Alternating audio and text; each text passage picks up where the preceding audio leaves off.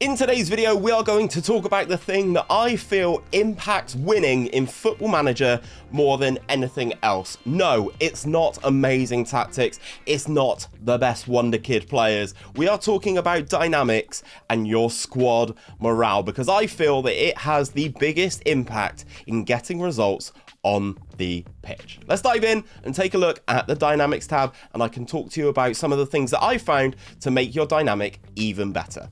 So guys, first and foremost, we are diving straight in onto the dynamics tab, which I'm sure several of you will use, but this is a very important tab and one that I keep an eye on at a very regular basis. You get some really good information displayed on the basic dynamics tab, but I'm going to go through some of the other ones within this section so that you guys can understand a little bit more information than what you just get on the face of things. So first and foremost, you have these three sections at the top. You have team cohesion, club atmosphere, and managerial support. Now, all of these have a little bar on them so you can see how good you're doing in these particular categories. Now, first and foremost, we're going to talk about team cohesion.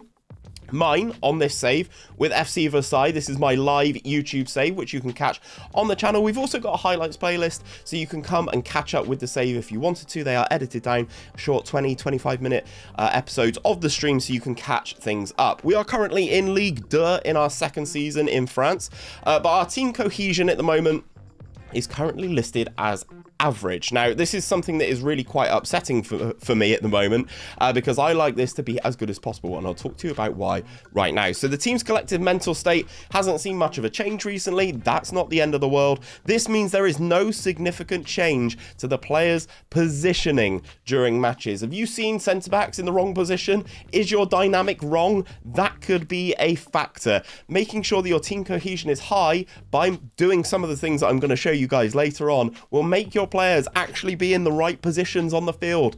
Who'd have thought it? Also, it says players are experiencing no noticeable change in their vision or reactions to events unfolding whilst playing. The more cohesive your team is, the better they are going to be stood in the right positions. They are also going to be able to react to the events in the game better.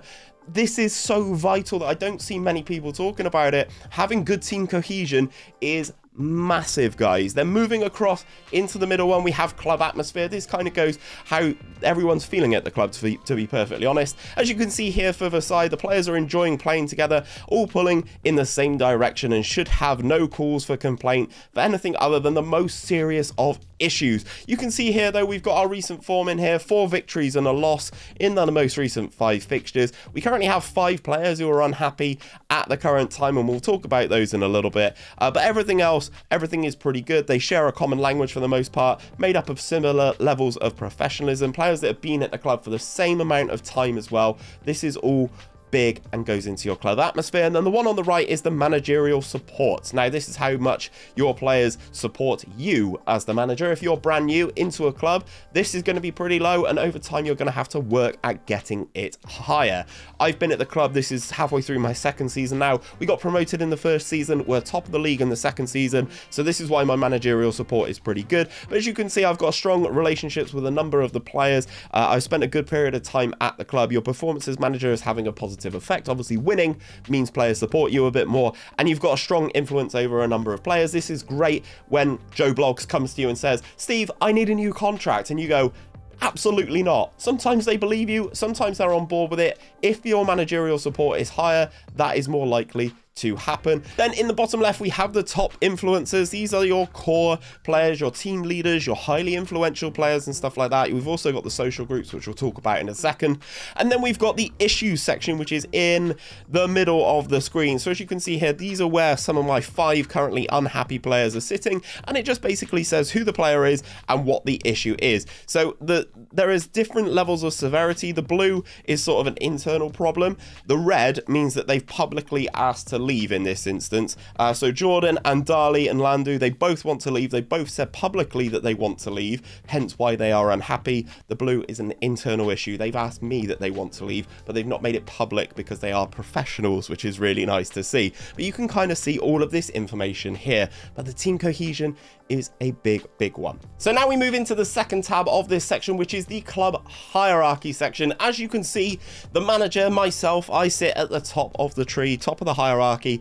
Then you have the players within your squad. You have your team leaders, your highly influential players, your influential players, and your other players. This will differ and vary over time between some of the ages of the players, how long they've been at the club, and some of this stuff, but it is nice to have a nice little balance, but making sure that you do have some team leaders and some highly influential players that you can then fall back on. If you click on yourself at the top of the tree, you can see the number of players within the squad that support you. Currently, you can see here, I have 12 players that support me and 15 players that have no real opinion of me, which is nice to see. You can see that my team leader and 3 of my 4 highly influential players are on board with me as manager. So therefore, when I ask them to do things for me, you know, stifle that person who wants a new contract, it can be done. They kind of support me. They understand what I'm trying to do, which is really, really nice to see.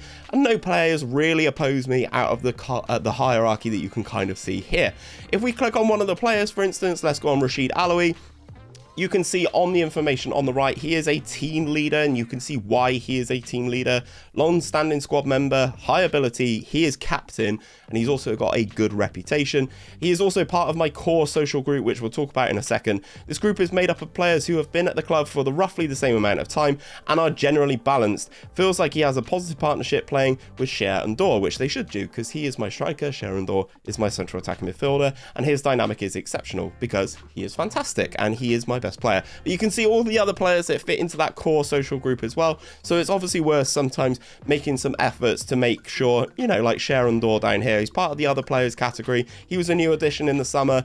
He doesn't necessarily speak French, so that's potentially why he's not part of the core social group, but that is something that I can definitely work on and try and get him involved into that core social group. Speaking of social groups, you can see it all here. Again, you have the core social group, you also have the secondary social group as well. You can see here the core social group are in high spirits and pulling in the same direction. The secondary social group are happy with the way things are going and should rarely have cause for complaint. So we've got a core and a secondary. Notice the secondary one is all the players who don't speak French in this particular instance. We've got Capone, who's an Italian, Andor, another Italian, Geros as well. None of these guys actually speak French as their native tongue, so that's probably why they've created a secondary social group for this purpose. So now we move on to the most important tab that I can show you within the dynamic section, and that is the happiness tab. This has all of the information that you would ever like to see on all of your players and how they are in terms of their morale. It sorts them by their hierarchy as well, so you have the team leaders at the top and then a highly influential working their way down, but you can see all of their issues here. So for instance, 𝘼𝙗𝙤𝙪, my team leader, my captain, my top goal scorer, he is exceptional in terms of his morale, and he is satisfied in terms of his training, his treatment, the club, which is the situation at the club, my management as well, and also his amount of playing time, giving him an overall happiness of delighted. But if we scroll down there are issues that you can kind of see here before players come at you asking for things, changing training, wanting to move, wanting a new contract. You can spot these cracks starting to appear on this screen before you get that message into your inbox. You can see here, Quintana, my goalkeeper, he's slightly unhappy at the level of training. That has gone down. He was satisfied, but now he's just happy. Is that right? It looks like it's gone down. Okay, that might be something to keep an eye on. If we scroll down a little bit further, we've got a couple players here. Julian Serrano is one of them, who is currently concerned about his number of playing time, but is happy everywhere else across the board and is still delighted. If we move a little bit further down, you can see here Jordi Gaspar. He is quite good in terms of his morale because he's satisfied with training, he's satisfied with treatment, he's concerned about his situation at the club, and that is because of his playing time. He's not playing as much as he would like, therefore his overall unhappiness or overall happiness is slightly unhappy. So you can kind of see here he's starting to get a little bit disgruntled because he's not playing, he's not happy with his situation at the club. He's also transfer listed as well, so that could probably play into this sort of thing. Then we've got Landu as well down here, and Jordan. These are players who are asking to leave publicly. As you can see, very unhappy is Jordan and Dali and Landu. They really want to leave the club. They're really unhappy with my management of the team. Yeah, worried that new signing 𝘼𝙗𝙤𝙪 would take his place in the team. He did. I understand why he's upset. He's also concerned about his playing time, giving him that devastated overall happiness. So again, this is all the stuff that you can start to address, guys, to make your team happier, to make them a better, more cohesive unit on the field. Right, I've kind of done a little bit of a whistle-stop tour here. Let's talk about some tips of how to make your morale better in your team. So the next thing I want to talk to you guys about is the first tip on how to improve the dynamic at your club, and that is to have team meetings and regular team meetings. You don't only need to wait until you receive that notification in your inbox before a big promotion game or a cup final or something like that. You can go in and praise your team if your team has been on a good little run. If you won your last 5 games, go in and praise the team. It really does help the morale. You can find it by going into the Dynamics tab on the left hand side and hitting the team meeting button here. You can see here we have an overall meeting atmosphere of pleased currently. Everyone seems to be doing really well. I'm just going to say to the boys, I'm really pleased with how you've been playing recently. Keep it up. Everyone is now encouraged. You can see very positive, encouraged, very happy. Everyone seems to be doing really well, and that has gone exactly as I would have hoped. I'm going to say with outstretched arms, that is exactly the sort of reaction I was looking for. Everyone seemed to enjoy it. It was just a nice little boost. And now you can see everyone pretty much has had an improvement to their morale. Even the players who are unhappy are slightly less unhappy. But the ones that were happy have gone up to the next level. And you can see overall the managerial support is good. The dressing room atmosphere is good. The conversation appeared to have a positive effect on 𝘼𝙗𝙤𝙪 morale. And also the conversation appeared to have a slightly positive effect on some of the players' morale. Again, it's just that little quick boost. If your team's playing well, go in and praise these boys. There's a couple of other things you can do to improve this setup as well. The next one I'm going to talk about is in the training section. So there's a couple of things you can do here. You can do mentoring. I've cancelled all of my mentoring groups, but I would recommend asking your assistant to assign them. I don't do anything beyond that. I just ask my assistant to assign it, and then it sort of groups people in as well, as you kind of would expect. So 𝘼𝙗𝙤𝙪 there is one of the players that we did touch on who wasn't part of that core social group. He's now in a mentoring group with 𝘼𝙗𝙤𝙪, my team captain, my team leader. Hopefully they can kind of improve that as well. You will also see improvements in terms of personalities here. As you can see, 𝘼𝙗𝙤𝙪 has a balanced personality. Hopefully some of 𝘼𝙗𝙤𝙪's fairly determined personality will rub off of him here, and you've got the benefits of 2 separate improvements here happening in just one section, just with a click of the button, allowing your assistant to assign. The next tip I'm going to give you is to interact with your players on a regular basis. Now, I will say this is the quickest and easiest way to do this. If you go into your training tab on the left hand side and you go into the individual section here, it will rank all of your individual player training ratings, and as you can see, they range from a perfect 10 if someone were to have a perfect 10, all the way down to some of my worst trainers. Obviously we can see here the 2 that are unhappy are not training well, so you can kind of see why that is. Go in and just praise them. On the skin that I'm on, I don't know if it is like this on the base skin, but I can select a player here, 𝘼𝙗𝙤𝙪. He is on loan from Monaco. He is playing very well. We can just go over here, just praise him. I think you've trained really well lately. Keep it up. And as you can see here, his body language has remained positive and he has improved his morale based upon our conversation. You can kind of go in and speak to all of these players as well. He's done really well. Keep it going. 𝘼𝙗𝙤𝙪 as well, training fantastically well. He's upset with that, but then I've managed to recover it. Matazo as well. I think you've been training really well. And you can see, if you just keep going through here, you can see the improvements that we're making to the team. What I would recommend is giving the positive reinforcement to everyone who is training above a 7 on a weekly basis, if you can. If you think your team needs it, it's definitely worth doing. If you're in a little bit of a slump, but your players are training really well, you're just being really unlucky with the matches, go in and praise these boys for their training performances. As you can see, I'm down to a 7.3 now. I appreciate you noticing. Thanks. The morale has improved on this guy. Camille here as well. Thanks. I've been working hard. His morale has improved, slightly positive. You can see all this stuff here. Camper Badel as well, my right back. He's improving. Good stuff. You can see all of these boosts to the morale.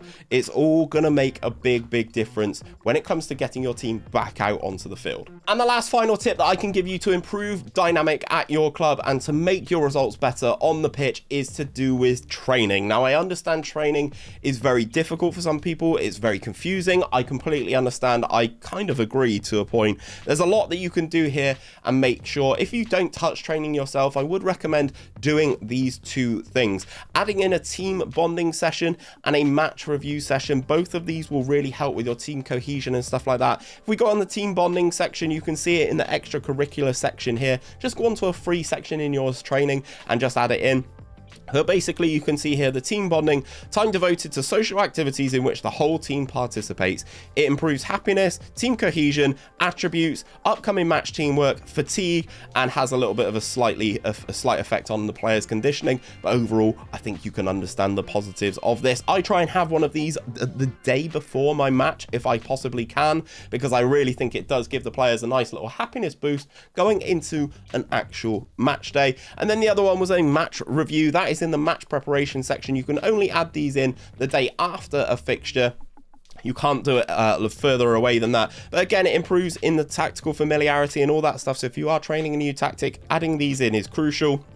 But it also improves that team cohesion, that main thing that we are trying to work on to improve a player's positioning, and also to improve a player's reactions and ability to react and focus on the game as these game situations are developing.